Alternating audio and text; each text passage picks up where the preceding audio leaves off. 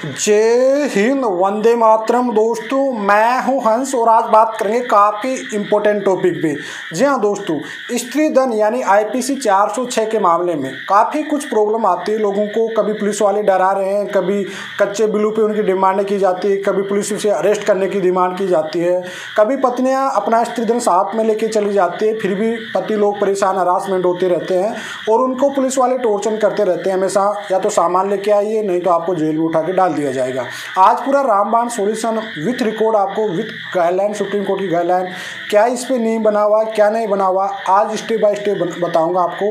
बिल्कुल वीडियो को एक पॉइंट भी स्टेप मत करना दोस्तों। जी हाँ दोस्तों, तो चलिए दोस्तों, नो टाइम पास, नो बकवास, सीधा करते काम की बात। मैं हूँ हंस। सेकंड बात दोस्तों, कमेंट में गलती से भी नंबर ना छोड़े। अगर आप मुझसे ही बात करना चाहते हैं तो अपॉइंटमेंट लेके बात कर सकते हैं। देखिए दोस्तों, बात करते हैं सबसे पहले जो स्त्री धन होता है ना, 406 आईपीसी होती है, वो 1985 की नियमावली में बनाया गया है। मैं आज आपको पूरा स्टेप बाय स्टेप बताऊंगा। एक अच्छी बुक से, जो सुप्रीम कोर्ट की बुक होती है, आपको पूरी डिटेल में बताऊंगा। मैक्सिमम आपके साथ भी होगा उसका पूरा पैराग्राफ, और जो इस पर क्या लॉ कहता है, ये बुक से मैं रीड करता रहता हूँ हमेशा। तो आप आज इसके बारे में क्या नियम है, क्या पुलिस वालों का राइट है इसमें, क्या नहीं है राइट है, तो इसमें मैंने पहले भी वीडियो अच्छे से बनाया था, लेकिन लोगों को समझ नहीं आया। आज मैं पॉइंट बाय पॉइंट क्लियर करता चलूँगा आपको। बुक हाथ में ले लिया, एक एक पॉइंट आपको क्लियर करता चलूँगा। कॉपी पेन लिख लीजिए आप लोग, एक एक पॉइंट लिखते चलिए दोस्तों। 4 से 6 के जो केस में पत्नियां कभी लेके चली जाती है आपके दहेज केस को, ठीक है दोस्तों, तो उस सिचुएशन में आपको क्या करना चाहिए। पुलिस वाले जब आपको हरासमेंट करते हैं तो क्या करना चाहिए आपको, क्या नहीं करना चाहिए। देखिए, ये मामला होता है 406, 498, ये होता है कोर्ट का मामला होता है। कोर्ट का ऑर्डर पास होने के बाद ही पुलिस आपको हरासमेंट कर सकती है। उससे पहले आज के डेट में हो क्या रहा है कि पुलिस वाले ही हरासमेंट करने लग गए। कोर्ट का काम भी आजकल पुलिस वाले करने लग गए, ठीक है। उस काम में वही भाई, पत्नी ने कह दिया कि मेरा धनवा पे स्त्री धनवा है, और पति ने कह दिया कि भाई मेरा पत्नी ले जा चुकी, फिर भी पति को ही परेशान कर रहे हैं पुलिस वाले। भाई जब दोनों की तरफ एक कह रहा है कि वह ले गए, एक कह रहा वहाँ है, तो ये मामला कोर्ट में जा रहा है। कोर्ट क्या डिसाइड कर रहा है वहाँ तक तो जाने दीजिए। और इसका रियल में जो लॉ होता है वो भी यही कहता है कि कोर्ट के ऑर्डर मिलने के बाद ही आप उसको सामान को रिटर्न कर सकते हो, ठीक है भैया। ये क्लियर आपको समझ लेना। आज के बाद आप हिम्मत मत आना, आपको मैं इसकी पूरा PDF फाइल बना के ऐड करूंगा आपको नीचे, ठीक है। अब इसमें क्या कहते हैं, इसमें क्या शर्तें बनी थी। दहेज प्रतिषेध मतलब वर और वधू को दी गई बेटियों की सूचियां बनाए रखने का नियमावली 1985 बनी गई थी। आप अपने बुक या कहीं से भी रीड कर लेना इसको सर्च करके, ठीक है दोस्तों। संक्षिप्त नाम और प्रावधान, इस नियमावली को दहेज प्रतिषेध वर और वधू को दी गई भेंट सूचियों बनाए रखना नियमावली 1985 कहा जाता है। नियमावली मतलब 1985, आप ओपन करके सर्च करके कहीं भी रीड कर लेना है एक बार, आप स्त्री धन वाले केस के ले लो, ठीक है। ये नियमावली 1985 के अक्टूबर के दूसरे दिन से, जो कि दहेज प्रतिबंध अधिनियम 1984 19 सन के परिवर्तन में आने का नियत दिनांक पर परिवर्तित की गई थी, ठीक है। नियम जिनके अनुसार उपहारों की सूचियां बनाई जाएगी। इसमें क्या नियम बने थे और उनकी सूचियां कैसे बनाई जाएगी वो आज मैं आपको बता देता हूं, ठीक है दोस्तों। उन उपहारों की सूची जो विवाह के समय वधू को दिए जाएंगे, वधू द्वारा बनाई जाएगी। भाई जो भी आपको ससुराल वाले, आपके पत्नी के घर वाले जो भी आपको उपहार दिए जा रहे हैं, उनकी सूची उनको विथ रिकॉर्ड पति वालों को, पत्नी को ही बनाना पड़ेगा सबसे पहले तो, ठीक है। सूची पहले वो बनानी पड़ेगी। सेकंड पॉइंट इसका क्या लिखा गया था लॉ में, भाई उन उपहारों की सूची जो विवाह के समय वर को दिए जाएंगे, वर द्वारा बनाई जाएगी, ठीक है। भाई जो वर को भी दी जा रही है उसको वर भी बनाएगा और पत्नी को भी बनाना पड़ेगा, और वर लोग जो पत्नी को दे रहे हैं उसकी सूची वर बनाएगा, मतलब पति बनाएगा।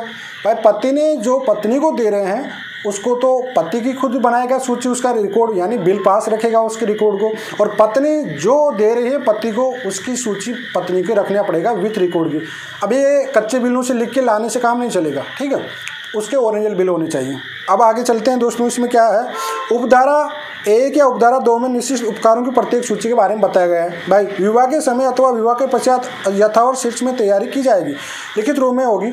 सबसे पहले लिखित रूप में होनी चाहिए, पॉइंट वाई, मतलब आपके ओरिजिनल बिल होने चाहिए दोस्तों। सेकंड पॉइंट आता है इसका, प्रत्येक उपहार का संक्षिप्त वर्णन होना चाहिए।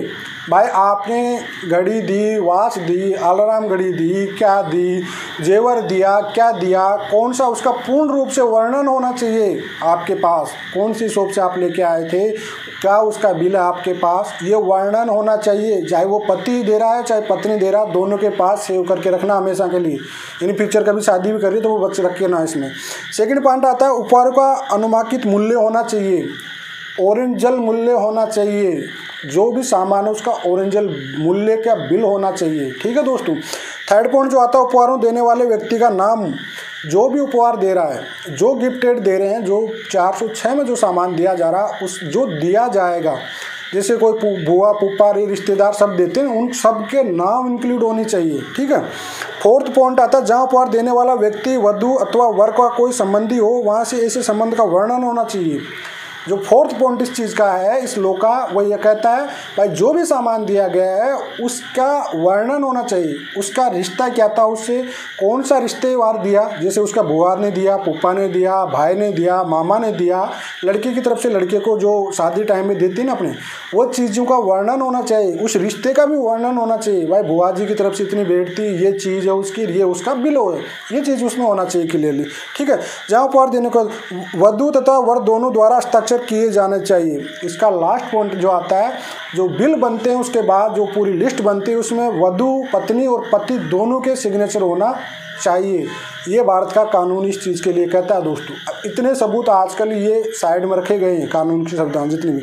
अगर इस स्पष्टीकरण करते हैं इसका पूरा क्लियरली, यदि वधू हस्ताक्षर करने में असमर्थ है मतलब पत्नी पढ़ी लिखी नहीं है, तो उस सूची को पढ़वा कर सुनने तथा सूची पर उस व्यक्ति का हस्ताक्षर की जिन पर इस सूची को अंतुष्टि ब्यौरा पढ़कर सुनाया हो तो करने के पश्चात अपने हस्ताक्षर स्थान पर अंगूठे का चिन्ह लगा सकती है। भाई पत्नी पढ़ी लिखी नहीं है उनके लिए, आज की जनरेशन तो पढ़ी लिखी है, बना पढ़ी तो आजकल केस भी नहीं करती, आज की जनरेशन सब पढ़ी लिखी है। भाई जो पढ़नी लिखी नहीं है, सक्षम नहीं है, तो जो कोई थर्ड पर्सन से पढ़वा रही है उसका नाम भी लिखा होना चाहिए और उसके अंगूठे का सिग्नेचर होना चाहिए। इसी प्रकार से इसमें यह भी बताया गया कि भाई पति पढ़ा लिखा नहीं है, वर भी अगर पढ़ा लिखा नहीं होता है तो उसको भी जो सूची को पढ़वा लिखा कर सुनाया जा रहा है उसका वर्णन किया जा रहा है, उसके सिग्नेचर और पति के अंगूठा होना चाहिए उस लिस्ट पे। ठीक है। वधू या वर यदि उस ऐसी इच्छा हो जिसमें उपधारा 1 या उपधारा 2 में निश्चित किसी एक अथवा दोनों सूचियों पर वर या वधू को किन्हीं रिश्तेदार या अन्य किसी व्यक्ति का या विवाह के समय उपस्थित रहने वाले व्यक्तियों के हस्ताक्षर करा सकेगी। ठीक है। इसमें मेन जो थर्ड पॉइंट है, भाई जो सामान दिया गया था उसमें कितने लोग थे, आपकी लड़के की तरफ से कितने लोग वहाँ पे थे, लड़की की तरफ से कितने लोग वहाँ थे जो सामान दे रहे थे, जो भी आपको स्त्री धन का जो दहेज का सामान होता है उतने कितने लोग बचे, जिसे कहते हैं बाराती वाले बच्चे रह जाते हैं, वो कितने लोग बचे हुए थे वहाँ पे, ये सब कुछ होना चाहिए दोस्तों। ठीक है।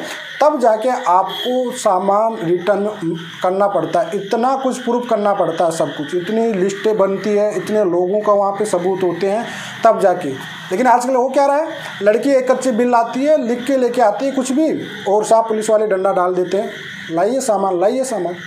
भैया ये नेम वाली आपको दहेज प्रति दहेज मतलब नेम वाले आपको पढ़ना पड़ेगा। डोरी प्रोटेक्शन आपको मैं बता देता हूँ, डोरी provision list of the parents of the breeds and the bedroom, ये वाली सबसे बेस्ट है।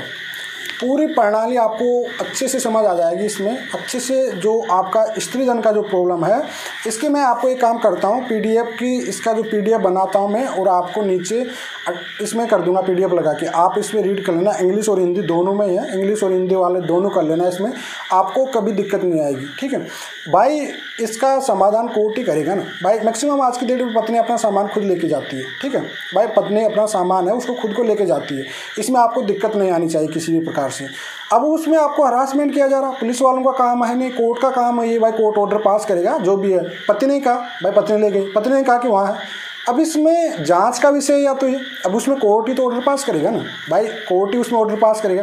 लेकिन ये हो क्या रहा है, और जगह चल रहा है, चलिए और जगह अपना सपोर्ट कर रहे हैं, लेकिन राजस्थान एरिया में तो बिल्कुल सपोर्ट नहीं हो रहा आजकल। ठीक है, राजस्थान के लड़कों के साथ तो बड़ा हरासमेंट हो रहा है इस मामलों में, स्त्री धन को लेकर तो बड़ा हो रहा है। भाई वीडियो में गलत नहीं होता, वीडियो भी बुकों कानून को पढ़ के बनाए जाते हैं। ठीक है, हमारा जो कानून होता है संविधान होता है, अब संविधान को नहीं मानने वाले लोग हैं, पुलिस वाले भी नहीं मान रहे, तो वो तो फिर उनकी जिम्मेदारी है ना भैया। हम तो आपको कानून के अकॉर्डिंग बता रहे हैं, जो संविधान में लिखी चीज़ है वही चीज़ आपको बताया जा रहा है, ठीक है। जो इंडियन कॉन्स्टिट्यूशन में लिखा हुआ चीज़ है वही चीज़ आपको बताया जा रहा है। इस चीज़ को आपको समझना पड़ेगा भैया, क्योंकि काफ़ी इंपॉर्टेंट या वीडियो आपके लिए मैंने बनाया हूँ। काफ़ी लोगों को इस चीज़ में दिक्कत भी आ रही थी, इस वजह मैंने ये वीडियो पूरा डिटेल में बाय बुक को पास में लेके बैठ के पूरा शॉर्ट मैंने पूरी डिटेल में समझाया आपको, पॉइंट बाय पॉइंट समझाया आपको।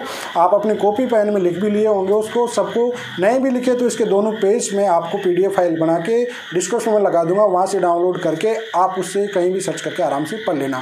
तो आइए दोस्तों, आज को समझ में आ गया होगा वीडियो कितना इंपॉर्टेंट आपके लिए, सामान कब लौटाना कब नहीं लौटाना, इतनी चीज़ें साबित होने के बाद ही सामान लौटाया जाएगा। ऐसे आपको पुलिस भी हरासमेंट कोई नहीं कर सकता, ठीक है। कानून ये कहता है, अब आगे अपने अपने कानून जो भी चला रहे पुलिसगिरी जहाँ भी चल रही है वो चल रही है भैया, लेकिन आपका कॉन्स्टिट्यूशन ये चीज़ कहता है जो मैंने आपको क्लियर बताया। तो आइए दोस्तों, आपको समझ आ गया होगा पूरा वीडियो में। वीडियो ज़्यादा लेंथी हो रहा है, अगले वीडियो अगर कोई ज़रूरत पड़ेगी इससे रिलेटेड तो आप बताना कमेंट में, मैं जरूर